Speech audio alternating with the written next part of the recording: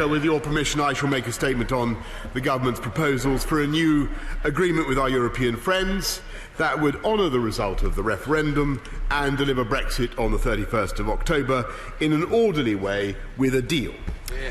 This government's objective has always been to leave with a deal, and these constructive and reasonable proposals show our seriousness of purpose.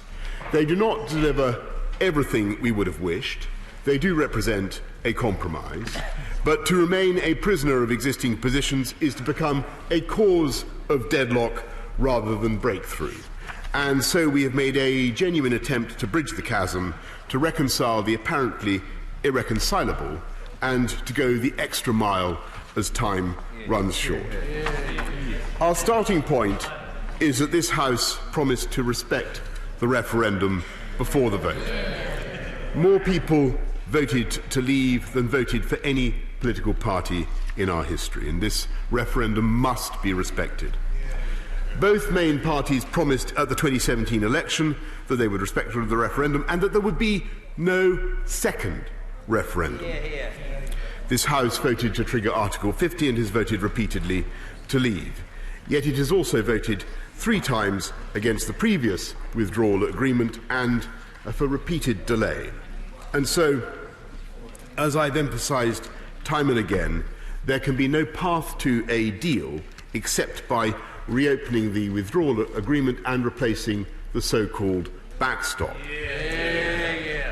While, as I stand here today, we are some way from a resolution, it is to the credit of our European friends that they have accepted the need to address these issues. And I welcome the constructive calls I've had over the last 24 hours, including with President Juncker, Chancellor Merkel and Taoiseach Varadkar, and the statement from President Juncker that the Commission will now examine the legal text objectively. The essence of our new proposal is a new protocol on Ireland and Northern Ireland consisting of 5 elements. In the first place, all our actions are based on our shared determination to sustain the Belfast Good Friday Agreement, the fundamental basis of governance in Northern Ireland, the protection of which is the highest priority of all. And from this follows the second principle, namely that we shall of course uphold all the long-standing areas of cooperation between the UK and our friends in Ireland, including the rights of all those living in Northern Ireland and North-South cooperation, the common travel area, which predates both the Good Friday Agreement and the European Union itself. Third, we propose the potential creation of a regulatory zone on the island of Ireland covering all goods, including agri-food. For as long as it exists, this zone would eliminate all regulatory checks for trade in goods between Ireland and Northern Ireland. But fourth, unlike the so-called backstop, such a regulatory zone would be sustained with the consent of the people of Northern Ireland, as expressed through the Assembly and Executive. They will give their consent during the transition period as a condition for these arrangements entering into force. Thereafter, the Assembly will vote again every 4 years, and if consent were withheld, these arrangements would then lapse after 1 year. Fifth, it has always been a point of principle for this government that at the end of the transition period, the UK should leave the UK as the EU customs union whole and entire, restoring sovereign control over our trade policy and opening the way for free trade deals with our friends around the world. And that is a fundamental point for us, Mr. Speaker. So under the proposals in this new protocol, Northern Ireland will be fully part of the UK customs territory, not the EU customs union. But there will be no need for checks or any infrastructure at or near the border between Ireland and Northern Ireland. Indeed, I have already given a guarantee that the UK government will never conduct checks at the border, and we believe that the EU should do the same. So there is absolute clarity on that point. Instead, under this new protocol, all customs checks between Northern Ireland and Ireland would take place either electronically or, in the small number of cases where physical checks would be necessary, they would happen at traders' premises or at other points in the supply chain. We have put forward a method for achieving this based on improving and simplifying existing rules, trusting certain traders, and strengthening our cooperation with Ireland in a spirit of friendship and sensitivity to the particular circumstances.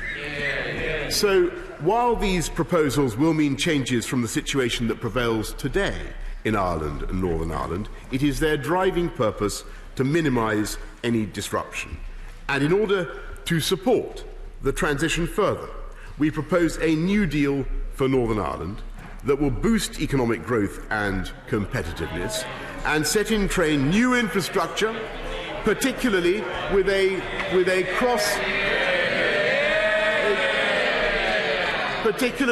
cross-border focus, Mr. Speaker.